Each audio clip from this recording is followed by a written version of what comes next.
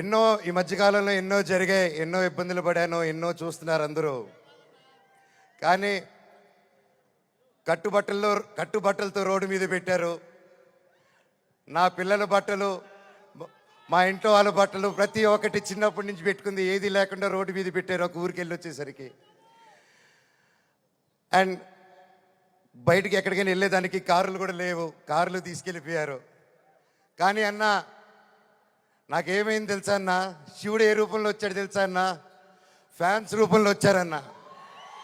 ఇంటి బయట 20 కార్లు పెట్టారన్న నాకు వచ్చి.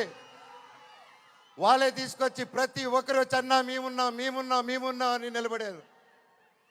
దీని అంతట్లో నాకు ఒకటే బాధ, ఇంత చేసినా, ఇంత జరిగినా, ఎంత ఇబ్బందులు పెట్టినా, ఎన్ని కేసులు వేసినా నాకు ఎవరి మీద కోపం రావట్లేదు, బాధ ఒకటే వేస్తుంది.